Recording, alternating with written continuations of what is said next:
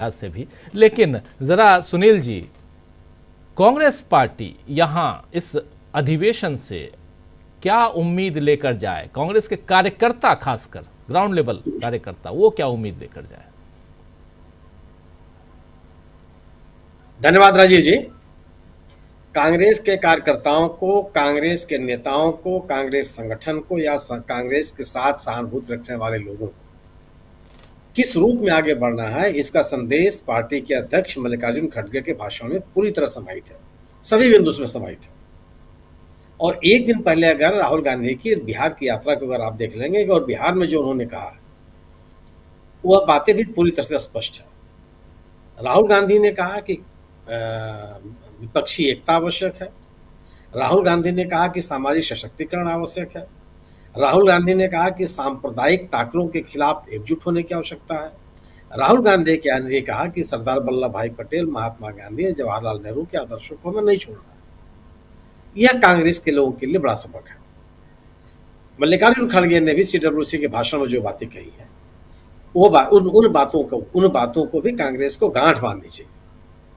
कांग्रेस को अगर बढ़ाना है, कांग्रेस की जो विश्वसनीयता लोगों के बीच पे बढ़ रही है, उसकी प्रक्रिया को और तेज करना है, तो मल्लिकार्जुन खड़गे, राहुल गांधी जो बात कर रहे हैं वो सबके लिए महत्वपूर्ण होनी चाहिए।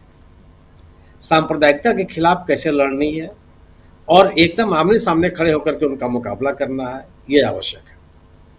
अगर इस बात पे किसी तरह का समझौता कांग्रेस के लोगों ने किया तो स्वाभाविक सी बात है कि कांग्रेस उन राजनीतिक लक्ष्यों को नहीं पा सकती है जिन लक्ष्यों की बात कर रही है। अहमदाबाद में जाने का उद्देश्य क्या है? सही बात है कि गुजरात में चुनाव तो नहीं जा रहा। आमतौर पर भारतीय जनता पार्टी क्या करती है? भारतीय जनता पार्टी उन्हीं राज्यों में जाके अपने कार्य समिति की बैठक करती है जिन राज्यों में चुनाव होने होते हैं। कांग्रेस ने काम नहीं किया। कांग्रेस बिहार में कर सकती थी बैठक, उसके आगे आने वाले सालों में पश्चिम बंगाल में होने वाली है, वहां भी बैठक कर सकती थी, लेकिन सीडब्ल्यूसी उन्होंने गुजरात में किया। और एक बात ये मल्लिकार्जुन खड़गे ने भी अपने भाषण में कहा कि कांग्रेस को सर्वाधिक ताकत गुजरात से मिलती रही है। और उन्होंने दादा भाई नौरोजी, महात्मा गांधी और सरदार वल्लभ भाई पटेल का नाम तक भी लिया अपने भाषण में। तो अगर ये इस बात का संदेश, उन्होंने कहा कि अगर हमें सांप्रदायिक ताकतों से खुल करके लड़ना है, सब आमने सामने की लड़ाई लड़नी है, ये जो बातें कही जा रही हैं, स्वाभाविक सी बात है कि आज भारतीय राजनीति में सबसे बड़ी चुनौती सांप्रदायिकता की राजनीति है, सांप्रदायिक ध्रुवीकरण की राजनीति है। और सांप्रदायिक ध्रुवीकरण के नाम पर तमाम राजनीतिक ताकतों को खोखला करना है या कमजोर करना है। इन ताकतों के लिए कांग्रेस को लड़ना पड़ेगा, कांग्रेस के कार्यकर्ताओं को लड़ना पड़ेगा। भारतीय जनता पार्टी के सामने यही बड़ी समस्या, ये बड़ी समस्या है कि अगर सांप्रदायिकता की राजनीति को चुनौती दी गई और विपक्षी एकता को महत्व का जो सपना है, लक्ष्य, वो पूरा होता चला गया, फिर भारतीय जनता पार्टी को राजनीतिक ताकत भी बचेगी नहीं। फिर भारतीय जनता पार्टी के पास यही ताकत है ध्रुवीकरण की और विपक्षी एकता, विपक्षी दलों में बिखराव की। जो बात सीडब्ल्यूसी की बैठक में कही जा रही है, उस बैठक को निश्चित रूप से कांग्रेस के लोगों को आगे बढ़ाना होगा। और जो उत्साह दिखाई पड़ा, जो चीजें सामने आई हैं, और शकील साहब ने उनका उल्लेख भी किया कि जिस तरह का उत्साह दिखाई पड़ा सीडब्ल्यूसी की बैठक के दौरान, पूरे देश भर से वहां राजनीतिक कार्यकर्ता जुटे हुए हैं, गुजरात प्रदेश के लोग वहां इकट्ठे हैं, और लोगों में कहीं से नहीं लग रहा कि कोरम पूरा करना है उसको हो जाए। तो यह जो बड़ी संख्या में भागीदारी और लोगों का उत्साह, ये बताता है कि कांग्रेस के लोग अपने अभियान को बढ़ाने के लिए तैयार हैं। और गुजरात को लेकर के जिस तरह का एक पॉलिटिकल परसेप्शन बनाने की कोशिश की जाती रही है कि कांग्रेस वहाँ बिल्कुल खत्म हो गई है, कांग्रेस के बारे में सोचने वाले लोग नहीं रह गए हैं, कांग्रेस का संगठन कुछ भी नहीं रह गया, एक अलग तरह का माहौल बीजेपी ने वहाँ बना रखा है, बीजेपी के खिलाफ बोलना बड़ा दुश्वारियों से भरा हुआ, सभी परसेप्शन टूट गए। तो ये स्थिति है। भारतीय जनता पार्टी को चुनौती देने के लिए जो रास्ता कांग्रेस अख्तियार कर रही है, ये और उसमें सबसे बड़ा महत्वपूर्ण मानता हूं विपक्षी एकता पे जोर देना। बिहार की राजनीति में ही नैरेटिव बनाने की कोशिश की जा रही है बीजेपी की तरफ से कि कांग्रेस की सक्रियता, यानी कि आरजेडी के सामने खड़े होने की कोशिश, यानी कि आरजेडी से एक बिलगाव। ये जो नैरेटिव है, इस नैरेटिव को कमजोर करने की जिम्मेदारी कांग्रेस की है। और राहुल गांधी ने पटना में इस बात को खुल के कहा कि विपक्षी एकता बहुत आवश्यक है बिहार की राजनीति में भारतीय जनता पार्टी को पराजित करने के लिए। ये राहुल गांधी, मल्लिकार्जुन खड़गे या CWC जिस तरह के संदेश दे रहे हैं, इस संदेश को लेकर के कांग्रेस के कार्यकर्ताओं को आगे बढ़ना होगा। और जो मल्लिकार्जुन खड़गे ने कहा कि अहमदाबाद संदेश के नाम से या इस बैठक को जाना जाएगा, उसके जो प्रस्ताव पारित किए जाएंगे। आज भी जो CWC का जो एक प्रस्ताव पारित हुआ, उसमें इन बातों का उल्लेख किया गया है।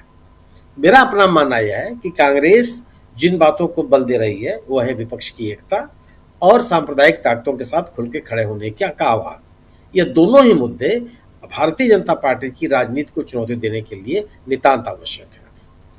जी बिल्कुल बिल्कुल, आप सही कह रहे हैं। बिल्कुल इम्पोर्टेंट बात, भारतीय जनता पार्टी को चुनौती आखिर कैसे दी जा सकती है, लेकिन अपनी मजबूती के लिए है और इसलिए भी ज़रूरी है। जरा सुनील शुक्ला जी, इसी पे आपसे भी, क्योंकि अब आने वाले समय में चुनाव है, फिर चुनाव की तैयारियों में मैदान में जब आप कूदते हैं तो फिर आप ये नहीं देखते हैं कि संगठन को कब मजबूत किया, कैसा मजबूत किया, कैसा है, उसको तो लड़ना है। लेकिन अभी समय है, इसलिए मैं पूछ रहा था। कांग्रेस ने अपने जो उसके मुद्दे हैं, उस मुद्दों पे कम से कम उसकी निरंतरता बनी हुई है। CWC की बैठक एक संस्थागत पार्टी के एक सबसे बड़ी निर्णय लेने की बैठक होती है, एक समिति इसकी बैठक है। इस राजनीतिक आयोजन में भारतीय कांग्रेस अपने आप को बहुत मजबूती के साथ प्रस्तुत कर रही है, अपने कार्यकर्ताओं को बांधे रहने की कोशिश कर रही है, अपने नेताओं को संदेश देने का प्रयास कर रही है और उसमें वो सफल है। टैरिफ का जहां तक सवाल है, ट्रंप के टैरिफ का सवाल, इसमें भारतीय जनता पार्टी और प्रधानमंत्री जी पूरी तरह से एक्सपोज हो गए। इस मुद्दे पर सिंगापुर जैसे छोटे देश के राष्ट्रपति प्रधानमंत्री ने पूरे देश को संबोधित कर दिया, खुल के हमला किया US के ऊपर, ट्रंप के ऊपर, अंतर्राष्ट्रीय संस्थाओं को कमजोर करने, अंतर्राष्ट्रीय सिद्धांतों मूल्यों को कमजोर करने का आरोप लगाए और अपने देशवासियों के साथ खड़े होने का आश्वासन दिया। आप क्या कर रहे हैं? इस देश के लोगों को शेयर बाजार में ढकेलने वाले आप हैं। इस देश के मेरी अपनी जानकारी के अनुसार मैं बहुत कम ऐसे लोगों को जानता हूं जिनका शेयर बाजार में इंटरेस्ट रहा हो। लेकिन इस सरकार में संवैधानिक पद पर बैठे हुए लोगों का आह्वान कर रहे थे कि आप शेयर मार्केट में जाइए, और जब शेयर मार्केट डूबने लगा तब आप शेयर का सब बोलने के लिए आप तैयार नहीं है। आप लोगों को ये भी आश्वासन देने के लिए तैयार नहीं है कि जो डूबता हुआ पैसा है उसकी हम रक्षा कैसे करेंगे, क्या हम उपाय कर रहे हैं। टैरिफ को लेकर के सरकार क्या कर रही है इसकी बात करने के लिए आप तैयार नहीं है। तो मैंने राजनीतिक स्तर पर और आर्थिक स्तर पर, दोनों स्तर पर सरकार विफल है। मैं जो ये मुद्दा है मीडिया वाले मुद्दे के ऊपर, मीडिया के वाले मुद्दे पे आप लोगों की पहचान करके निश्चित रूप से उनके खिलाफ कोई कार्रवाई कीजिए, चाहे उनके खिलाफ कोई स्टैंड लीजिए। इन जनरल मीडिया का बाइकाट मुझे लगता है कि बहुत गंभीर आह्वान हो जाएगा और इसमें एक ये नैरेटिव बनने लगेगा कि जिस लोकतंत्र पे हमला करने का आरोप भारतीय जनता पार्टी की सरकार के ऊपर लग रहा है वह विपक्ष के ऊपर भी लगेगा कि आप मीडिया की आज़ादी नहीं चाहते। ऐसे तमाम लोग जिनका बहिष्कार किया जाना चाहिए। ऐसे लोगों से इस देश की जनता भी उभी हुई है, लेकिन उनकी पहचान हो कि ये फला व्यक्ति है, जैसे अखिलेश यादव ने किया। अखिलेश यादव ने एक अखबार का नाम लिया, एक मीडिया चैनल का नाम लिया कि हम दोनों का बहिष्कार करेंगे। इन मीडिया जनरल उन्होंने बात नहीं की, अपने कार्यकर्ताओं का आह्वान किया कि आप अखबार मत पढ़िए और इस मीडिया चैनल में भाग मत लीजिए। बाकी पर कुछ नहीं कहा उन्होंने। तो एक इस तरह का निर्णय बिल्कुल आवश्यक है कि आप ऐसे लोगों की पहचान कीजिए और ऐसे लोगों की पहचान करके उन पर लगातार हमला करने की आवश्यकता है, क्योंकि ऐसे लोग अपनी विश्वसनीयता आम आदमी भी खो चुके हैं। यूं ही नहीं गोदी मीडिया का प्रचलन हो गया है। लेकिन कांग्रेस का एक मामले में कि कांग्रेस अपने मुद्दों पर एकदम स्पष्ट है, उन मुद्दों के साथ वो पूरी तरह से प्रतिबद्ध है, उन मुद्दों को लोगों के बीच में विमर्श में ले जाने के लिए वो लगातार अपने राजनीतिक अभियान में लगी हुई है। और CWC जैसे उसके महत्वपूर्ण बैठक में भी उन्हीं मुद्दों की बात कर रही है जिसमें राष्ट्रीय एकता का, विपक्षी दलों की एकता का सवाल है और सांप्रदायिकता का सवाल है। इन दोनों सवालों पे कांग्रेस की निरंतरता मुझे लगता है कि आज की राजनीति की आवश्यकता है और भारतीय जनता पार्टी को कमजोर करने का यही प्रमुख आधार भी